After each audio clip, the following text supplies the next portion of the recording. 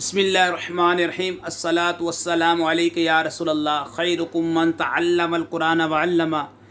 خلاصۃ الناب part 2 میں آج ہم انشاءاللہ درس الثامن والخمسون لیسن نمبر 58 میں انا کانا لاکنہ کی تخفیف کے بارے میں جانیں گے۔ پہلے آپ پڑھ چکے ہیں کہ انہیں حروف مشبہ بالفعل کہتے ہیں۔ حروف مشبہ بالفعل 6 ہیں، لیت لعل ملا دیں گے تو 6 ہو جائیں گے، لیکن تخفیف انا کانا اور لاکنہ کی بارے میں ہم پڑھیں گے انشاءاللہ۔ ان حروف کی تخفیف ان کے نون مفتوح کو حذف کر دینا جائز ہے۔ ان حروف کی تخفیف ان کے نون مفتوح کو حذف کر دینا جائز ہیں۔ ان میں سے جس حرف میں تخفیف کر دی جائے اسے مخففہ کہتے ہیں۔ تخفیف کے بعد ان کی صورت اس طرح ہوتی ہے ان کان اور لاکن۔ قواعد و فوائد جانتے ہیں۔ ان مخففہ کو عمل دینا قلیل اور نہ دینا غالب ہے۔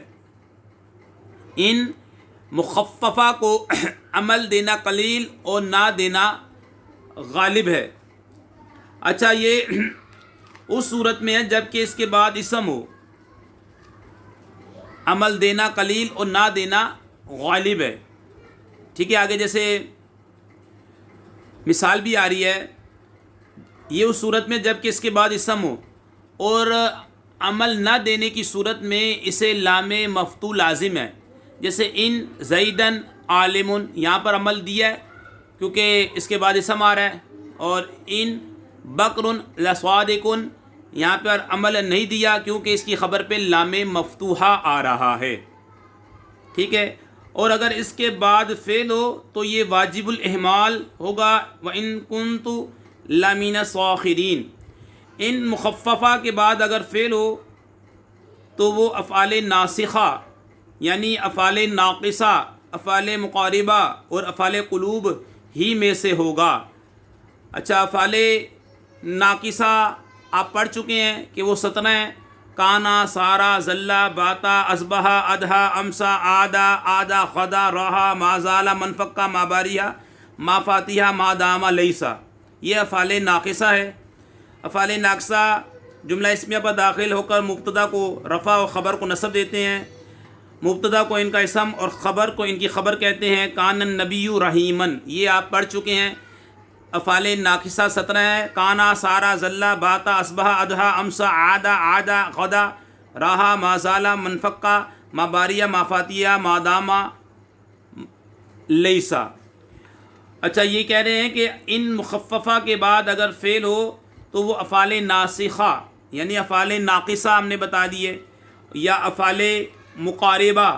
آئیے جانتے ہیں افعال مقاربہ، وہ جو افعال خبر کا قریب ہونا یا خبر کی امید یا خبر کا شروع ہونا ظاہر کرے انہیں افعال مقاربہ کہتے ہیں۔ قادا زید یجیء، قریب ہے کہ زید آئے۔ عسیٰ بکر ان یفوزا، امید ہے کہ بکر کامیاب ہو جائے۔ اخذ المطر ینزل، بارش شروع ہو گئی۔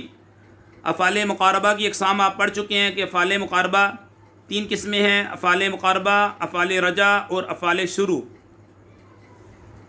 وہ افعال جو یہ ظاہر کرے کہ خبر کا حصول قریب ہے: قرب الشتاء ینقضی، قریب ہے کہ سردی ختم ہو جائے۔ یہ افعال 3 ہے: قعد، قرب او شقا۔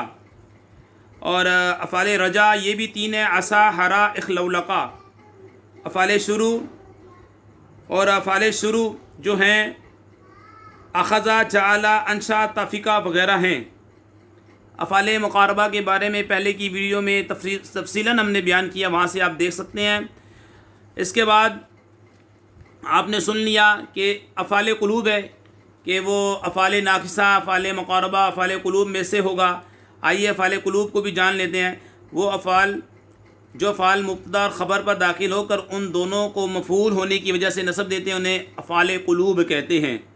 افعال قلوب 7 ہیں: عالمہ، رعا، وجدہ، ظنہ، حاسبہ، قال، زعمہ۔ ان میں سے پہلے 3 افعال یقین ظاہر کرتے ہیں، جیسے علمت العلم نافعا، میں نے علم کو نفع دینے والا یقین کیا۔ اور بعد کے 3 افعال ظن پر دلالت کرتے ہیں: ظننت زیدا شاعرا، میں نے زید کو شاعر گمان کیا۔ اور زعمہ کبھی یقین اور کبھی ظن ظاہر کرتا ہے۔ جو افعال مبتدا اور خبر پر داخل ہو کر ان دونوں کو مفعول ہونے کی وجہ سے نصب دیتے ہیں انہیں افعال قلوب کہتے ہیں۔ اب اس قاعدے کو جانیں، ان مخففہ کو عمل دینا قلیل اور نہ دینا غالب۔ ان مخففہ کے بعد اگر فعل ہو تو وہ افعال ناسخہ، افعال ناقصہ، افعال مقاربہ، افعال قلوب میں سے ہوگا۔ تمام کے بارے میں ہم نے آپ کو بتا دیا اور پہلے کی ویڈیو میں بھی ہم بتا چکے ہیں۔ اور غالب طور پر یہ فعل ماضی ہوگا، ٹھیک ہے جناب۔ اور بعض اوقات فعل مضارع بھی ہوتا ہے۔ ان مخففہ سے پہلے اگر فعل ہو تو وہ یقین یا ظن غالب پر دال ہوگا۔ مزید تفصیل انشاءاللہ آپ ویڈیو دیکھتے رہیں گے تو تفسیر ہوتی رہے گی انشاءاللہ تعالیٰ اس کی مزید۔ قواعد و فوائد نمبر 1، ان مخففہ کو عمل دینا قلیل اور نہ دینا غالب ہے، اور عمل نہ دینے کی صورت میں اسے لام مفتوح لازم ہے۔ ان زیدن عالم، یہاں پر عمل دیا ہے، میں نے بتا دیا اگر اس کے بعد اسم ہو تو۔ اور ان بکر لصادق، یہاں پہ عمل نہیں دیا کیونکہ اس کی خبر پہ لام مفتوح ہے۔ ان مخففہ عمل کرتا ہے مگر اس کا اسم ضمیر شان ہمیشہ معذوف ہوتا ہے۔ آئیے جانتے ہیں ضمیر شان کے بارے میں کہ بعض اوقات ضمیر غائب کے ما قبل کوئی بھی مرجع نہیں ہوتا، بلکہ ما بعد آنے والا جملہ اس کی تفسیر کر رہا ہوتا ہے۔ اس صورت میں اگر مذکر کی ضمیر ہو تو اسے ضمیر شان، اور مؤنث کی ضمیر ہو تو ضمیر قصہ کہا جاتا ہے۔ بعض اوقات ضمیر غائب کے ما قبل کوئی بھی مرجع نہیں ہوتا، بلکہ ما بعد آنے والا جملہ اس کی تفسیر کر رہا ہوتا ہے۔ اس صورت میں اگر مذکر کی ضمیر ہو تو اسے ضمیر شان، اور اگر مؤنث کی ہو تو اسے ضمیر قصہ کہتے ہیں۔ مثال سے سمجھیں، قل هو اللہ احد، یہ ہوا ضمیر غائب کی ہے، ما قبل مرجع بھی نہیں ہے، اور بعد والا جملہ اللہ احد یہ اس کی تفسیر کر رہا ہے، تو اسے بولیں گے ضمیر شان۔ انہا فاطمۃ رکبت، بے شک فاطمہ سوار ہوئی۔ اب ہا ضمیر جو ہے یہ ضمیر قصہ ہے، اس کا ما قبل مرجع نہیں ہے۔ فاطمۃ رکبت یہ جملہ جو ہے اس کی تفسیر کر رہا ہے۔ تو ضمیر شان کے بارے میں آپ نے جان لیا، بسا اوقات ضمیر غائب کے ما قبل کوئی بھی مرجع نہیں ہوتا، بلکہ ما بعد آنے والا جملہ اس کی تفسیر کر رہا ہوتا ہے۔ اس صورت میں اگر مذکر کی ضمیر ہو تو اسے ضمیر شان، اور مؤنث کی ہو تو اسے ضمیر قصہ کہا جاتا ہے۔ قل هو اللہ احد میں ضمیر شان ہے، انہا فاطمۃ رکبت میں ضمیر قصہ ہے، ما قبل مرجع نہیں ہوتا، ما بعد جملہ اس کی تفسیر کر رہا ہوتا ہے۔ مذکر کی ہو تو ضمیر شان، مؤنث کی ہو تو ضمیر قصہ۔ اور ضمیر فصل کے بارے میں ہم پہلے بتا چکے ہیں، آپ وہاں سے دیکھ لیجئے گا۔ ان مخففہ عمل کرتا ہے مگر اس کا اسم ضمیر شان ہمیشہ محذوف ہوتا ہے، یہ پکا قاعدہ ہے۔ ان مخففہ عمل کرتا ہے مگر اس کا اسم ضمیر شان ہمیشہ محذوف ہوتا ہے، اور اس کی خبر جملہ فعلیہ یا جملہ اسمیہ ہوتی ہے، اور اس کی خبر یا جملہ فعلیہ ہوگی یا جملہ اسمیہ ہوگی۔ جیسے رعیت ان زید عالم، رعیت ان زید عالم، اب ہمیشہ اس کا اسم کیا ہے؟ وہ ضمیر شان، اس لیے یہاں پہ انہو زید عالم، بے شک میں نے زید کو دیکھا جو کہ عالم ہے، تو یہاں پر جو ہے انہو ضمیر شان معذوف ہے یہاں پر۔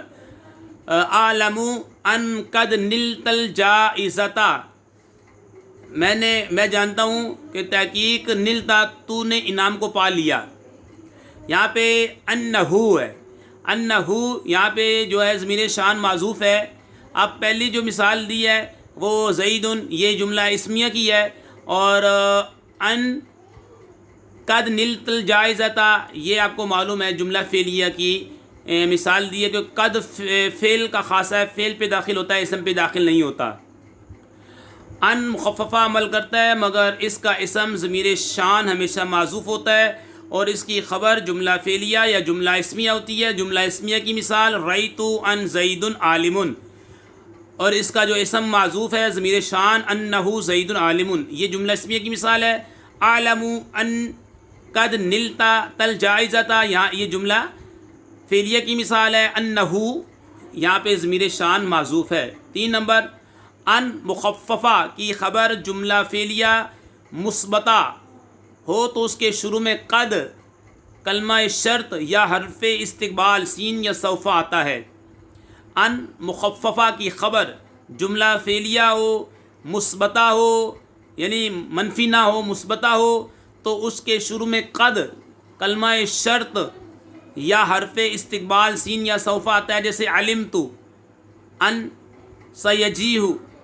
سیجی الغائب، میں نے جانا کہ بے شک غائب آئے گا، ان قریب آئے گا۔ اب دیکھیں یہ جملہ فعلیہ ہے سیجیو، کیونکہ سین جو ہے یہ بھی فعل کا خاصہ ہے، یہ فعل پہ آئے گی، فعل پہ آتا ہے سین، تو دیکھ لیں اس کے بعد جملہ فعلیہ مثبتہ ہے اور اس کے شروع میں کیا لے کر آئے ہیں؟ سین لے کر آئے ہیں۔